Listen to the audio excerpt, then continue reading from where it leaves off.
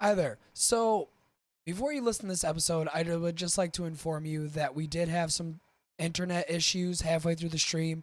So, if it seems to cut off at a random point halfway through the stream, my internet just shit the bed. It died. We had a great episode going. Katie did a very wonderful job as a co-host. It's her very first time on the PodcastDaddy variety show, and she will be returning. Obviously, I'm gonna put her social links in the show notes. I'm gonna put everything else. I would like to say thank you to Katie. Thank you to everybody who showed up for the live show. Just know we would have kept going. So thank you for listening to this episode. I greatly appreciate it. We will see you next Tuesday at 8:30 p.m. Eastern Standard Time over at the Podcast Daddy Twitch channel. Everybody, have a great day. Keep your balls clean, and I apologize for the internet interruptions.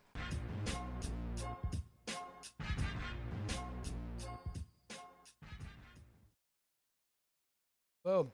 Hello, ladies and gentlemen. Welcome to the Podcast Daddy Variety Show. I am your host, the Podcast Daddy. With me tonight is my other co-host, because Breeding has decided it is time to go night-night. So good night, Breeding. We love you.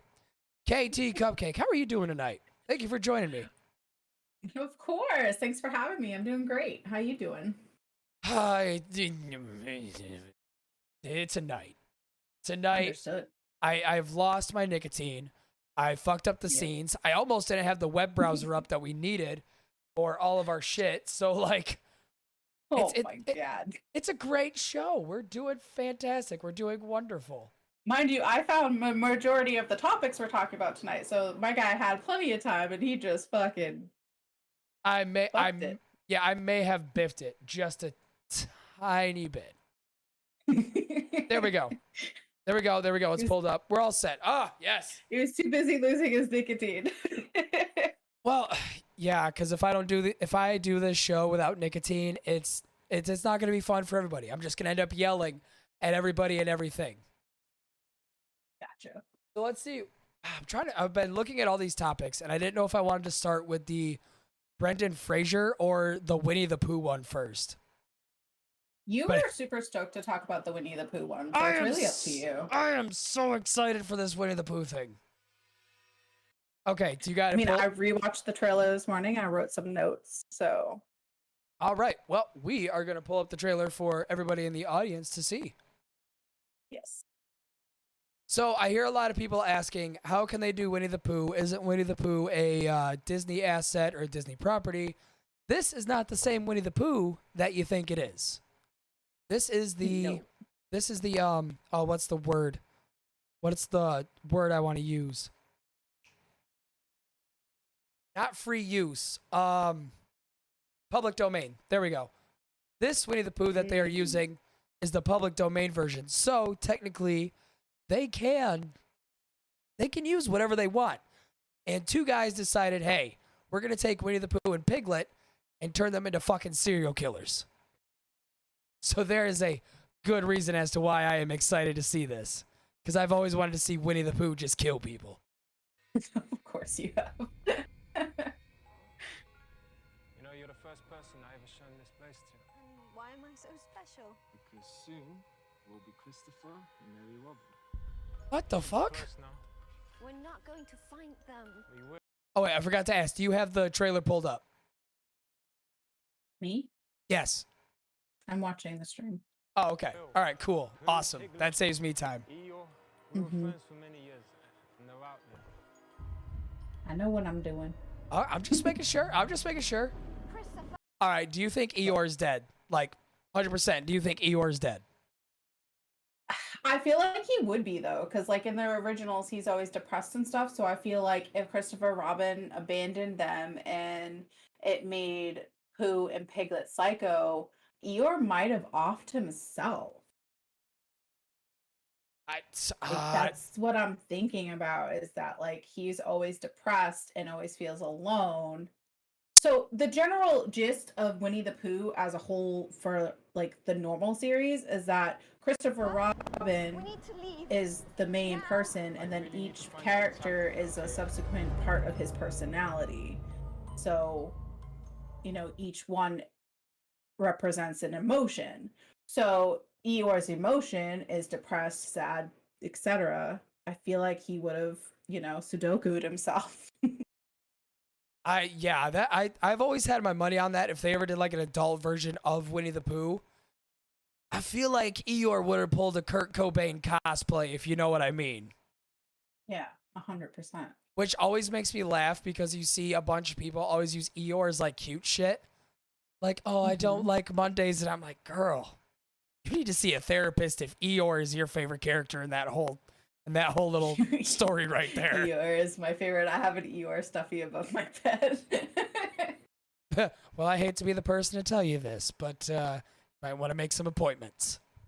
Well, Tigger too. Double good like. Okay, Yeah. all right. I feel that's a little bit more acceptable than Eeyore. Again, just depression.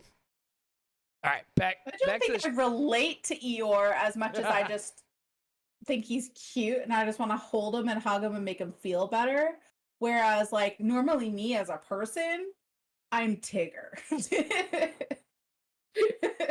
right, let's get back to this. I'm just wondering. I'm so stoked because this is the first trailer that we have gotten of this movie. Yeah. Just the way you look.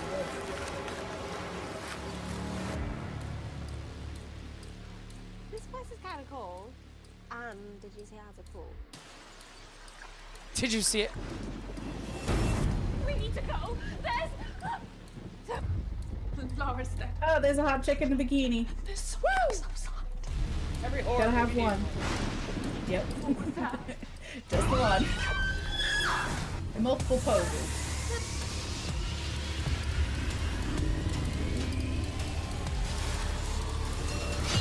Oh! That would be Why are you terrifying. doing this, please? I would have never left, I swear. I swear. Oh my God! They like. That sledgehammer hit. Oh, dude. Yikes. Oh, that just made that so much better. Because as you see Christopher Robin talking to Winnie, you don't hear any. You don't hear any vocals. Like you don't hear any talking. It's just like you just hear a growl. Oh. Guttural groan. For the fact we are not going to hear any vocals, just straight grunts and groans makes this 10 times scarier. Ah, I'm so excited.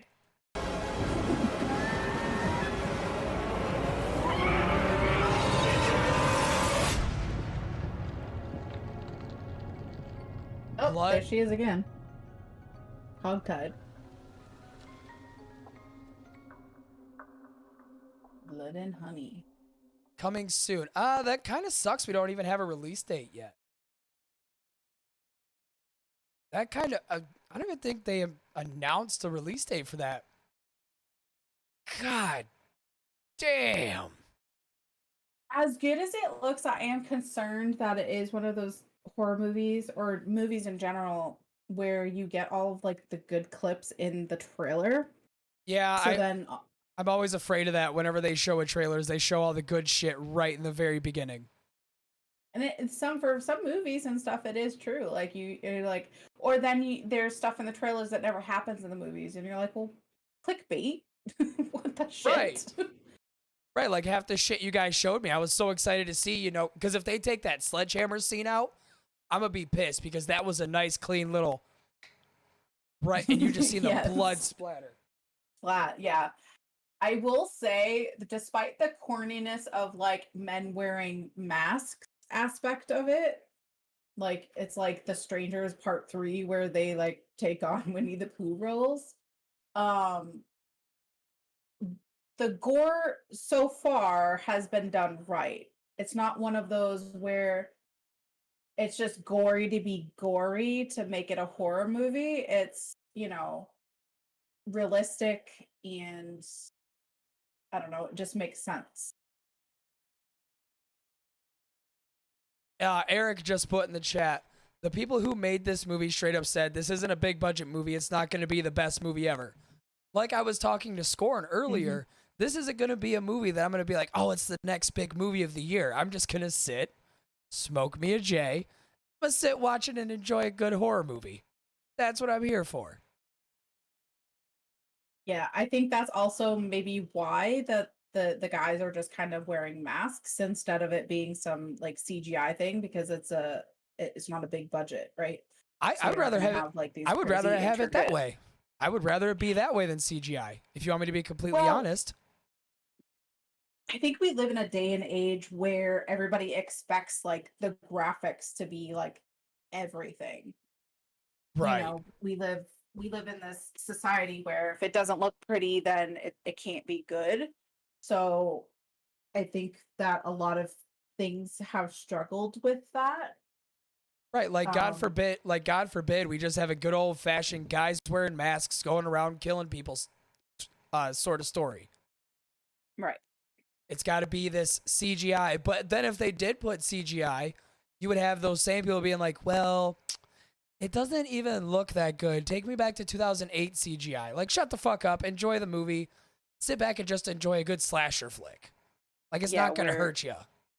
instant gratification and nothing is done up to par to expectations. So I think that if you walk into it knowing what you're getting, a B-roll horror movie that's going to have some gore and might not have much of a storyline, like the storyline might just be Christopher abandoned them. I think, it's going to be like an 80s slasher flick where, they trip up like what's that other movie where she gets that call and she keeps going up the fucking stairs and she keeps getting yanked down the stairs by the killer? When a Uh-huh. stranger calls or something like that. That that does not sound. I'm trying to like pull my memory bank of horror movies. That don't even sound familiar. Well, she was running from the killer. She's running up the stairs, and the killer is down the stairs, pulling her down the stairs, and she's repeatedly fucking doing it. Those Like, but those are horror movie tropes where you laugh at it. right, but that's what I mean. Like, there's going to be aspects in this movie that are reminiscent of that. Like, I Hey, don't think it's going to be like shit I'm my pants scary. right, and I'm a gigantic fan of B-roll horror movies, so bring it on. Like I love Killer Clowns from Outer Space. I love the original Evil Dead. I am prepared for this. I am excited for this. All right. Brendon Fraser, dude has really like gone through the fucking ringer as of lately, career wise. Poor guy, man. God, he has gotten fucking dragged through the coals. And he's such a sweet human being. But he doesn't deserve it. No, he doesn't. Because I think he got like real fucked over in a divorce. Like that was the decline of his career, wasn't it?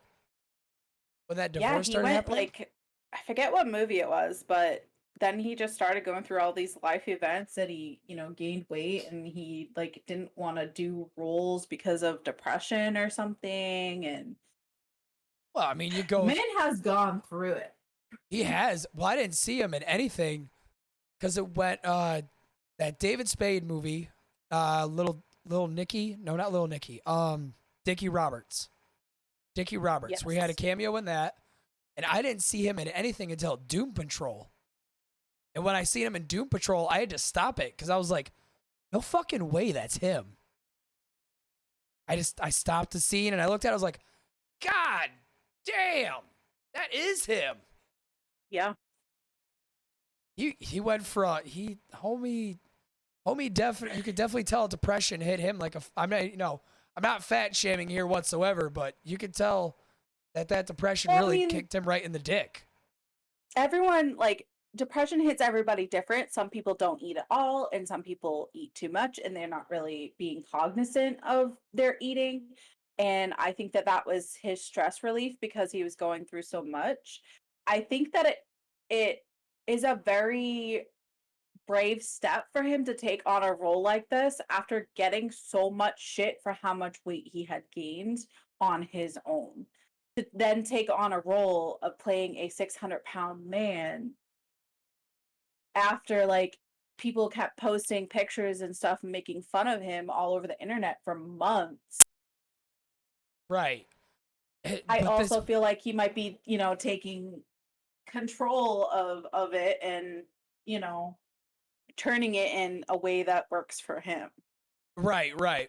And instead of having like a comedy movie that we've seen from Big Mama's House or anytime people use a fat suit, sort of, whereas we see it as like the fat, chubby, ha ha, we're going to laugh at the fat person sort of thing. This is more of like we see the serious side of being 600 pounds. So here's an article about Brendon Fraser's new movie, The Whale. The actor compared the prosthetic suit he wore to the film to a straitjacket, saying it added up to 300 pounds of weight. Could you imagine just adding 300 more pounds onto your body as it is? No. And he really gets a good feel for people who are 600 pounds normally and what they go through the day to day, because it's a struggle for them. Like, obviously they have underlying issues and they are morbidly obese, and 600 pounds is a lot of weight, like, and it doesn't disperse well. Like, it only has so much places to go before it's just suffocating you. It's literally, taking your life away. And he had to step into that role and put on double his weight and really feel like the pain and just like, the breathing issues that would come with it and everything, just for a movie role. And it's different than, I don't know, it's just a different take than the guys who have to like shred 50 pounds and look like, all abtastic and stuff. And you know what? I really appreciate him for pulling a role like this, because we see a lot of these people on reality TV shows like My 600 Pound Life, or what was those? The sisters, the two sisters. Oh, yep. Yeah, we see Tammy and Amy. I'm not gonna lie, I watched that show just for the laughs. I laugh at them. Just watching those two go back and forth with each other, I sit there and just watch it to laugh. So I started watching them, and then whatever I was watching it on, like, pulled, I think it was Hulu, and I stopped getting like updated episodes. And so then I started watching Cinnamon Toast Ken and Buff Pro do their like little TLC like drop-offs that they did. So I get like the snippets, and I'm just like, now their brother's involved. It's just, the entire family has issues. Like, if you look at the mom and you look at their brother and all their other siblings, they all have these weight issues. And them two are funny though. Like, they just burp, they just fart, they just say whatever the hell is coming out of like in their brain out of their mouth, like no filter whatsoever. Right, and then it's just funny to watch them interact with each other and just straight rip into each other. I think one of them lost a fuck ton of weight, didn't she? Yeah, Amy had the surgery. So she lost the weight and she got the surgery. Oh, it's just oh my God. And she also had a kid. Oh. So she was losing the weight, she got pregnant, so she had to wait to have her surgery. And after she had Gabe, her son Gage, one of those two, I don't know. She ended up getting cleared for surgery. And Tammy the whole time is just like, oh, woe is me, and not happy for her, and just like pissing and moaning about everything. And just like, she'll say that like her reason to keep going is for Gage so she could be an aunt, but then she doesn't do anything. So there's just a lot of like drama, and not to mention all of the men that Tammy puts into her life. Like, I mean, she goes on fetish sites for men who are interested in big women, but they're not interested in their big woman getting small or healthy. Like, I mean, you gotta give her some sort of credit. Where if she's close to 600 pounds and she's still pulling guys, you gotta give her some credit, man. Yeah, I think she was almost 700 pounds at one point. Because she was gaining weight instead of losing it. Fuck me. Holy shit. I can't even fathom that much weight. Like, neither can I. Like, that just seems over incumbent. Good Lord. But bringing it back to Brendon Fraser, but it's two sides of a different coin, right? Because you watch TLC shows and it's for the comedy and you're watching their day-to-day lives and, they're making jokes and you laugh with them. And some people say they watch the show because it makes them feel better about themselves, weight-wise and all of these things. And then you have a role where it's literally titled The Whale, but it's a more serious take on it. Right. It shows the struggles. It's not like a laughy joke, ha. It's more like a, oh, shit. Okay. Right, like these people are in pain and their way of coping with it is eating and making jokes. Relatable. I'm going to watch this. Like, there's no doubt I'm going to go see this, but it might be one of those where I'm not going to leave that movie theater a happy person. There is no way I'm going to be able to leave that movie a happy person. I don't think you're supposed to. I think it's supposed to make you reflect. I think it's one of those types of movies, from what I've gathered reading about it. I mean, reflect on what, though? Like, how you treat people for how they look, for not being more empathetic to people. Now, do you think this will be one of those movies where he's going to be fat and he's going to have, like, a fuck everyone type attitude? Or it's going to be, I'm fat and I'm just kind of sad. Like, which spectrum do you think they're going to go? The depressed or the angry? They might. So I'm thinking they might have a character arc through it where he's wallowing and then finds strength in the wallowing and, turns it around. That would be my guess. That would be a good character arc for the movie. I cannot say what I think they'll actually accomplish because it's hard to accomplish these really good character arcs, especially weight-driven roles, in a way that is going to feel conclusive at the end of an hour and a half, 2-hour movie. If it was a TV series, it would be different.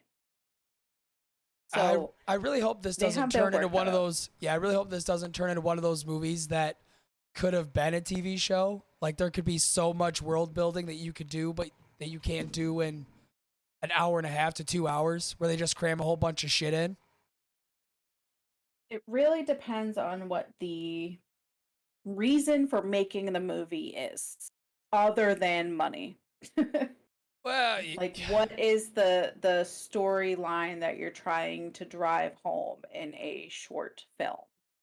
I got a feeling it ain't gonna be no short film though. Especially if you got money to pull a Brendon Fraser. No, that ain't gonna be a short film. That's gonna be. We want to see big profits come from this. 2.5 hours is my guess of length, max. Oh Jesus! Okay. That is a long time to watch a depressed person.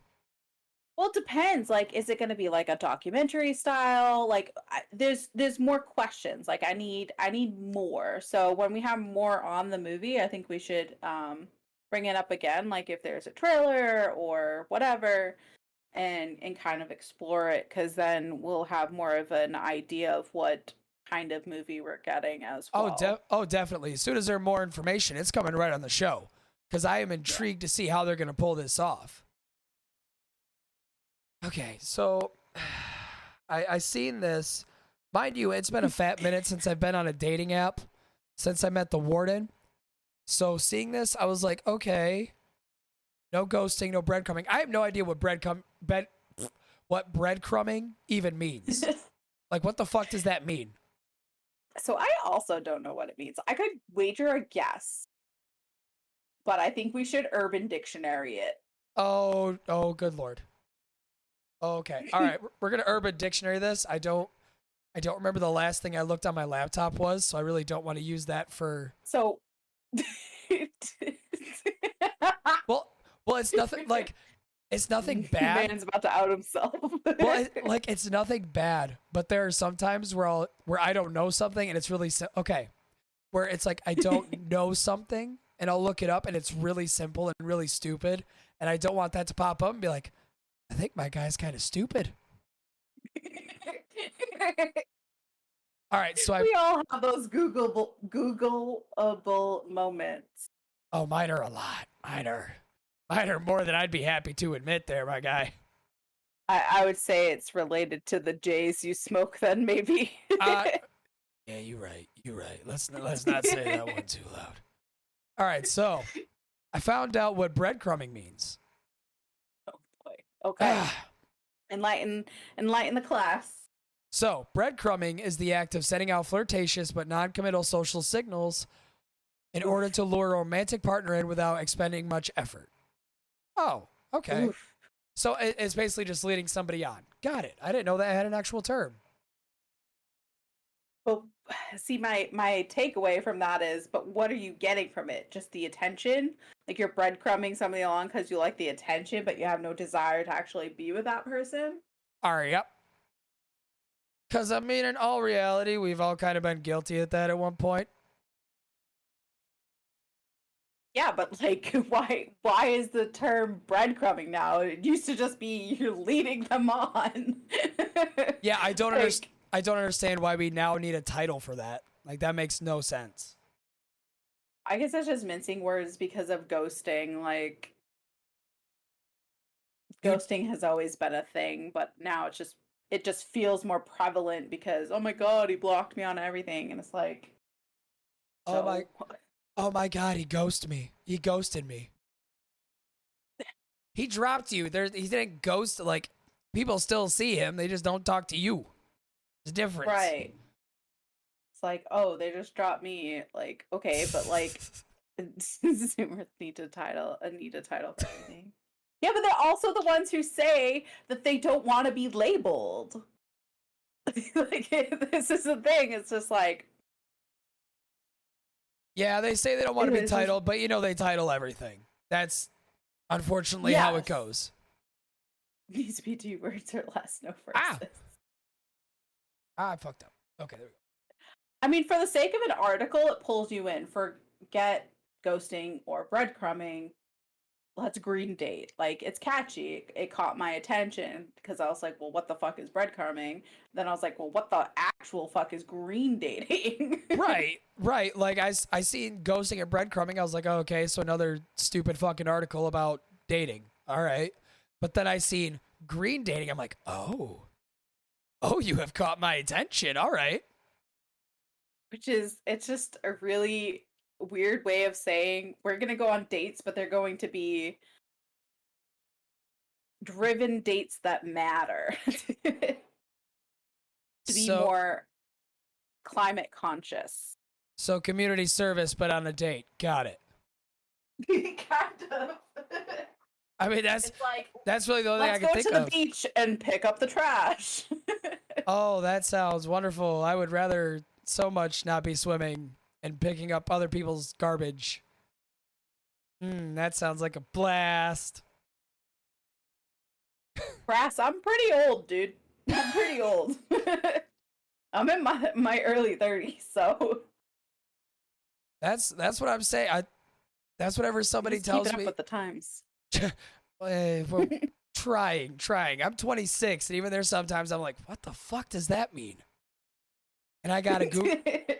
I have reached the point where it's turning into I use a term ironically, and then it becomes part of my normal vocabulary. Yep. With words such as yeet. Cat. Oh God, I hate What word did you just say? yeet. Oh, yeet. I thought you said wheat. I use yeet a lot, man.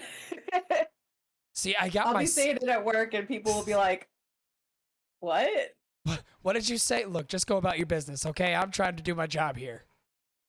I'm like, yeet it, eat through it, Yeah, you just got to give it a simple yeet. yeet. Exactly. And you have to say the yeet if you're throwing something. Yeah, exactly. You can't just like throw it then go, yeet. No, it's got to fucking cock it back. Yeet. All right. Yeah, yeet. Climate change, conserving natural resources, living a sustainable life are popular. Okay. Yeah, obviously we have talking points around the table.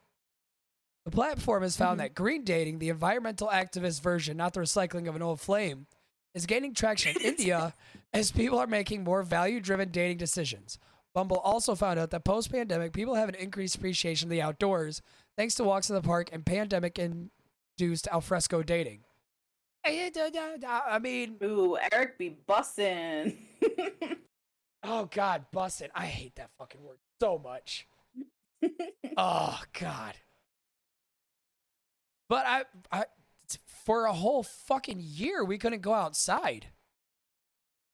Yeah, it for a makes sense that it would be trendy. Oh yeah, so now that people are able to go back outside, and they're like, oh, we weren't able to do this, so let's just go pick up some trash, or maybe if we see something like a walk in the park. Oh, that's what they mean by green dating. Oh, It hit him. It hit him, chat. yeah. I had a you're pretty moment. I thought green dating was going around doing environmentally safe things like recycling or Mentally safe. I legitimately thought green dating was doing stuff for the environment like planting trees or something, but they're talking about walks in the park. God damn it. Moving on. I think he's disappointed by that change. Context. Grass has told you to put the internet down. I need to. I need to go touch grass. I think all day. You need to go on a green date. I'm gonna tell Warden, if you're listening, Saturday, I'm staying outside all day. I'm just sitting in the grass, not doing fuck all else, just laying outside. Cause oh my God. Okay, moving on. You're so pretty, honey. Oh God, I know. I'm. Thanks, Warden. I appreciate it. You're so helpful. Kills me. All right. See? No. All right. Says you get planning an outdoor garden picnic is one fire way to impress your environmentally conscious date. Another is finding sustainable. Yeah. Another is finding sustainable IRL date spots like bars with a zero waste ethos or restaurants that keep their produce seasonal. A lot of work. That's a lot of work for a first date, too. Like, I don't know this person. I don't even know how well this date's going to go. And now I got to find out if the restaurant we're going to has homegrown chickens and environmentally safe eggs. No.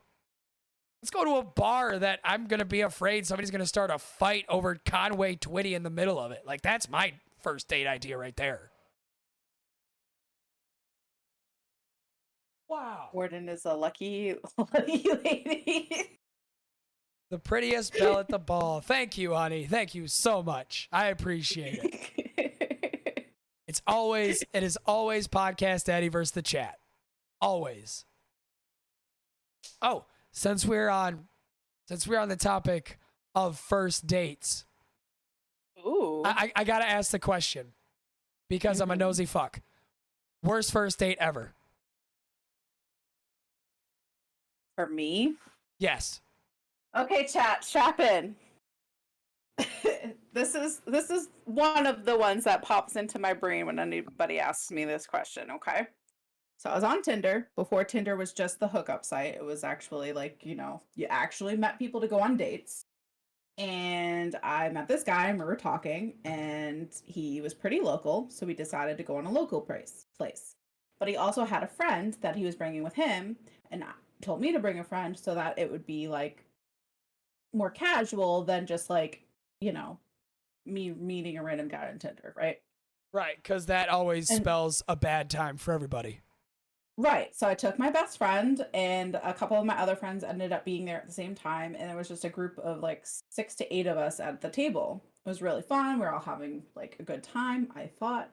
But the guy I was with, or supposed to be like, getting to know, was not really paying attention to me whatsoever. And I was like, all right, cool. Like, he's not interested. I'm still having a good time. Whatever. I'm not letting it bother me. I go to the bathroom with one of my friends and I come back and my other friend tells me that he slid a fucking note across the table to my friend and said, hey, you're much hotter than the person I'm supposed to be here with. Here's my number. Hit me up sometime. Jesus Christ.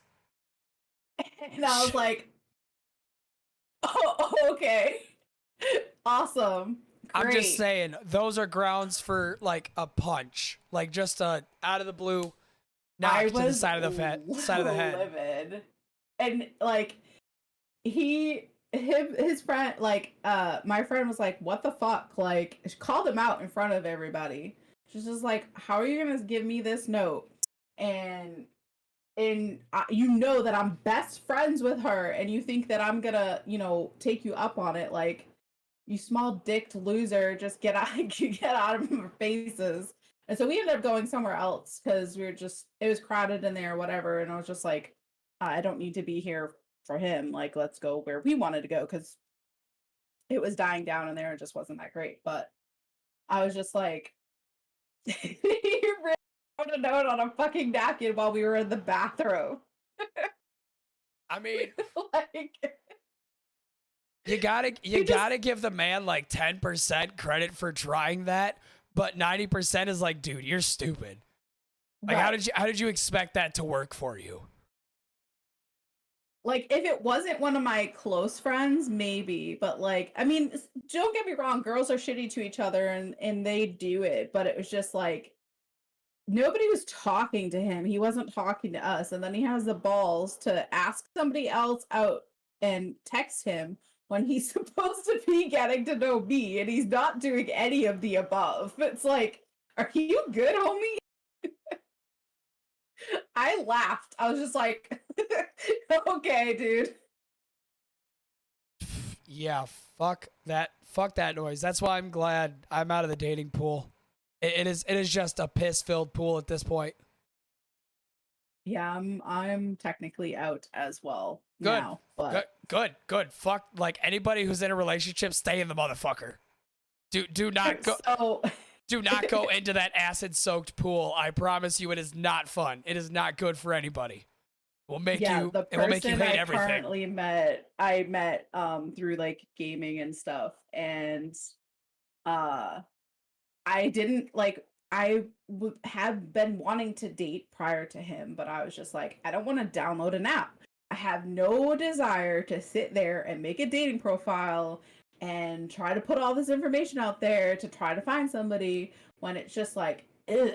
Like, it was making me physically ill thinking about downloading an app and trying to like talk to other human beings in that way. And then I found the person that I'm with, but it was just like, they also felt the same way.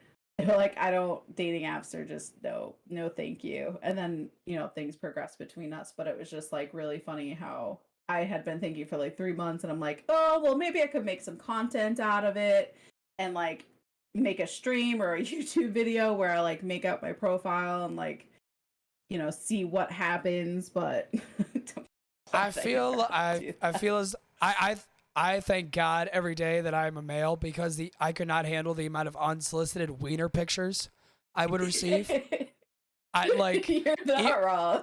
Like, even as a male, there's sometimes I see like a message request. I'm like, I'm scared of that. I'm scared to open this. 9 times out of 10, it's somebody trying to sell me bullshit jewelry, but still, there's still that worry about. If I open this and there's a penis on this phone, I am going to be one unhappy camper.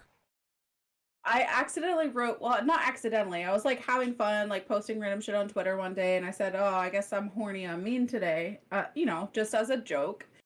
And all these fucking guys come in my DMs, like thinking like they're gonna get something from me, and this dude sends me a dick pic, and I sent him a laugh emoji, and the small emoji, and he's just like, "You don't like it?" And I was like, "No." Oh shit. And he sent me a sad face and then blocked me. I mean, dude, be prepared for the worst. Always be prepared for the worst. So since we were talking about terrible first dates. Mm-hmm. Oh God. All right, I'm gonna have to go back for this one. So terrible first date. Met up with this girl at the bar. Mind you, I was like, all right, this is gonna go great.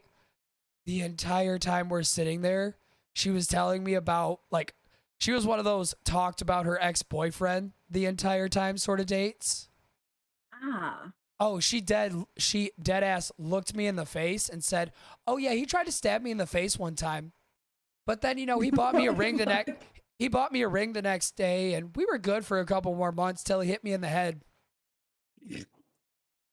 So, like, halfway, I actually had a buddy of mine. I texted him. I did one of those, like, hey, I'm going to need you to call me and pull, like, a, hey, I need you now sort of thing. Oh, no.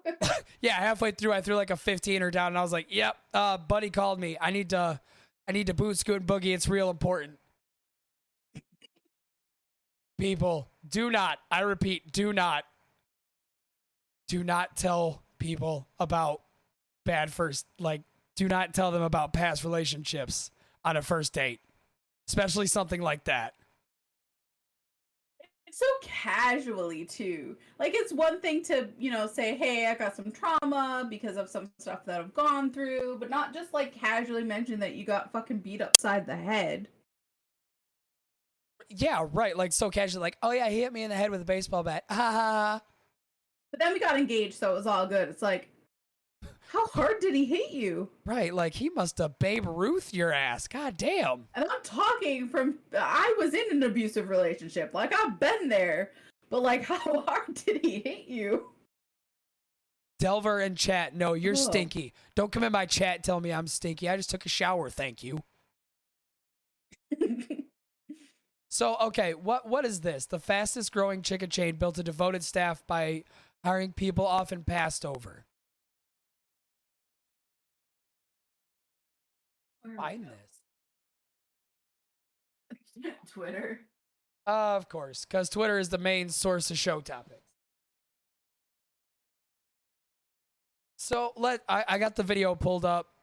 Do you got it pulled up, or you said you're watching stream? I got stream up, yeah. Okay. To be a meaningful pathway forward for somebody. All I need is for society to give me a chance. Coming here, it has made my life amazing. It really has. Not only do I love the chicken, I love the job. I got really compelled by this idea of what supportive, meaningful employment can mean to members of our community that have faced adversity. So what I've taken so far is they're hiring people that have disabilities, or I guess I gotta watch more. Like, That's so cute.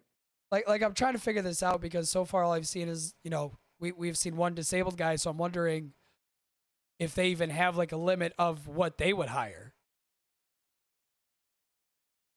I'm not sure. Because I'm sure there has to be like.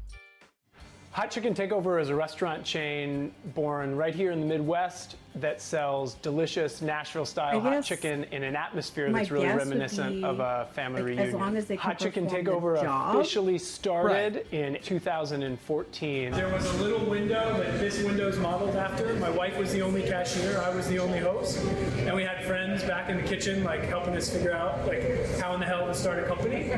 And so I was really excited about it as an opportunity, but for me as an entrepreneur, I was a lot more interested in the opportunity to become an employer again. Hot Chicken just became kind of the means to that end. So guy just wanted to open a chicken joint. Okay, all right. I mean, at least he had a business model though. Like, he didn't just come in thinking, "Oh, I'm gonna start a chain for shits and giggles." He's like, "All right, I'm gonna start a chicken place. Now how do I make it stand out from more chicken places?" Having a business that justifies employees is a huge privilege in my mind. I spent over a decade just trying to find ideas that could allow me to create supportive work opportunities to members of our community that have faced adversity. Just wanted to make sure that it was. I've been committed to fair chance employment for some time now, and ultimately it's because fair chance employment is an equitable opportunity to give somebody access to work that's generally been cut out of the work environment. I'm curious about how they go about their hiring process. There are an entire series of industries and employers that are really unwilling to give them fair consideration for work. The majority of employees that have joined our team at Hot Chicken have experienced adversity tied to the impacts of homelessness, the justice system. My name is Kevin Fisher, and I was Now, see, being a factory rat since I've been 18, do you know how many convicts or how many like ex-cons, felons have stuff on their record I have met working in factories? A good 90% of people that work in manual labor are ex-cons or felons or all that. So when you have that on your record, it is very hard for you to find a job. I've had multiple friends who have been in the legal system and have been denied jobs because of a small misdemeanor or small felony or a small MIP. So having this guy be like, yeah, I'm going to accept you as long as you can do your fucking job. It's a really nice breath of fresh air to see employers starting to not be so picky about diversity in their workplace. Yeah. And that's how it should be. Like you have to fill out, I don't know if this is for every state, but I forget how it works, but the equal employment opportunity form, you fill that out and it's just like, it asks you what gender you are, if you're a protected veteran, if you have a disability. Sometimes they'll ask you what your sexuality is. And it's just like, but none of that should matter. No, it really shouldn't. So these things were instilled because people were refusing to hire people of color or, anyone other than white, basically. So they instilled these, rules with the I forgot the acronym. The equal opportunity stuff, because not everybody was having an equal opportunity. And now we're seeing, that you're obviously none of that matters is it's just, if you're able to do the job, you should get the job. And if you're the best qualified for that. But I still feel like there's a lot of issues in regulating that. Well, there's still discrimination in the workplace. There's still discrimination in the hiring process. There, no doubt. And I don't know how we would break away from that, because if you're not having people fill out these forms, then you're not getting a good ratio because you don't know who you're hiring. And then you could just be hiring people who are lying as well. When the older generation dies off, that is when we will start being able to hire more people. We will be able to diversify our hiring process a lot more, is when the generation above us, our parent generation, our grandparents' generation, will start dying off or start retiring and not being in the workforce. And they are the ones that are needed to go to jobs and to go to places and filling out applications. That's the only way that the hiring process is going to diversify more. It's shitty to say, but that's the honest truth. Because you have so many people in the older generation that are so used to the ways of, well, he's a little, so we're not going to hire him, but we're going to say it's something else. Right. I mean, as shitty as that sounds, I know it sounds like an asshole move, but I have seen it firsthand. Like I have. They 100% they do it. Yeah, I have seen it firsthand of asking like, hey, why didn't you hire this guy? And I got told, it's because he wasn't qualified. But of course, some people don't know how to talk quietly, and it's like, I wasn't really going to hire a black guy. Like that is legitimate things I have heard. Yep. So it's unfortunately going to stay the same until the older generation dies off, and they're the ones that are getting bored in retirement and are wanting job applications to these fast food places or these shops, where it's going to be like, well, you're like 60 years old, dude. Are you sure you're going to be able to perform this job the way that somebody who's 25 is going to be able to? Well, that's the thing, right? I work at Walmart, and we had somebody come in for orientation who was an older gentleman. And there were some people who were talking shit about him. They were like, oh, that could be your new cashier. And I'm like, okay, cool. I bet. Like, cool. Like, why does his age have anything to do with it? Does he know how to do his shit? Yeah. And he's just like, oh, well, he wouldn't stop talking and I had a hard time getting away from him and blah, blah, blah. And it's just like. That's a good thing as a cashier. Right. Right. That is a good thing as a cashier to have having a cashier that can fucking communicate with you. That is good. Right. So then I had another coworker who is on the autism spectrum, and there was a lot of my coworkers and some management who had issues because she just said things, and they were just like, well, I don't get it. She's, is she autistic? Is she this? And it's like, none of that matters. Like, if you tell her what she needs to do, she's gonna do it because she's capable. She doesn't know that she's, doing anything out of the norm because this is how she is as a person. Like, you know, she was supposed to be a service desk associate like me. And so basically I do service desk and cashier. And she was also supposed to do the same for the nighttime. Right. And because of her demeanor and the way that she was handling training and stuff, they decided that she was just going to be a regular cashier. But they didn't have that conversation with her. So she was talking to me in the break room one day, and she was just like, I mean, I know that I suck at the service desk, but like at least they could have told me like where I was going wrong and why that I would be better suited, you know, here. But they just didn't say anything to me at all. They just kept kicking me off of the desk.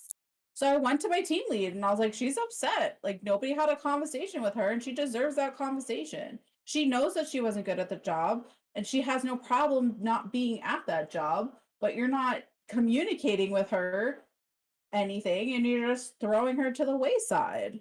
Right. Like how are you supposed to go up and tell somebody like, hey, you're not doing this job. Well, what did I do wrong?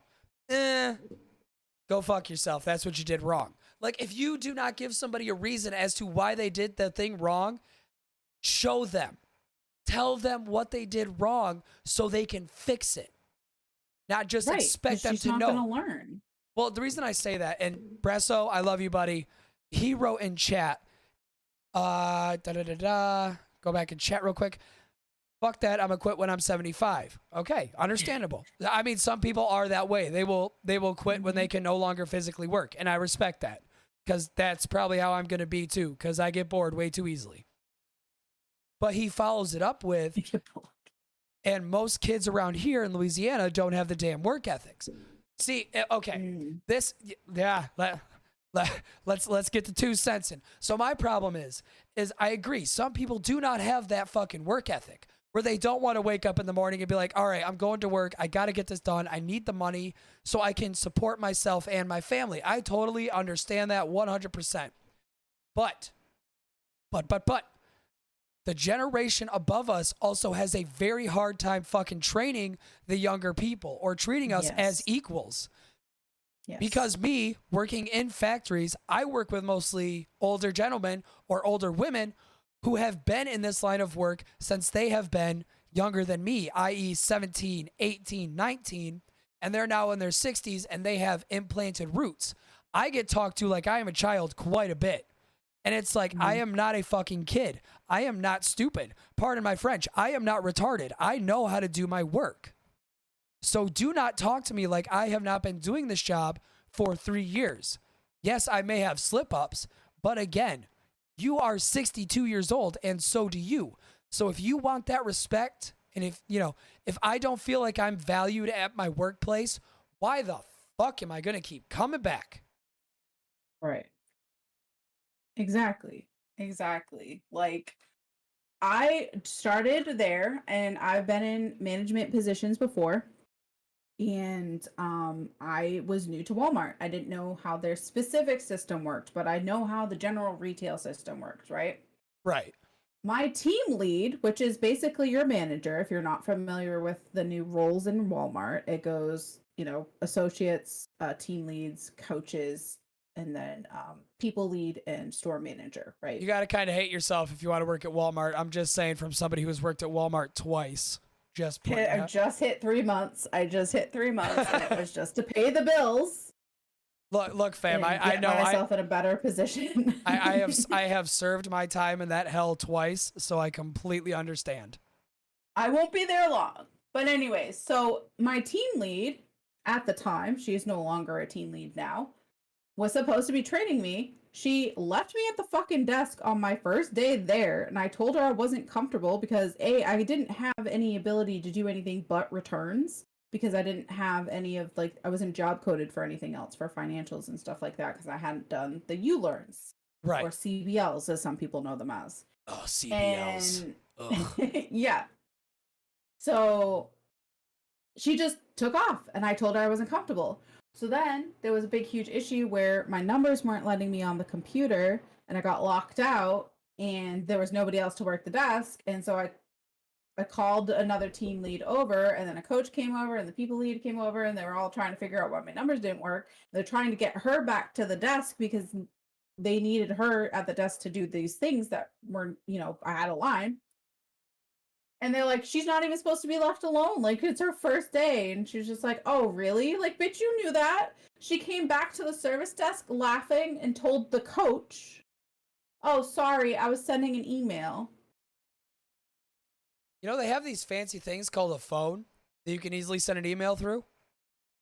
Well, I don't know if you know about it, but for this, so because I was offered the team lead position, I know the ins and outs. So basically, as a team lead, you have to send emails when the cash office is done and all these other things. Like, you have to send emails to your coaches to have it signed off on.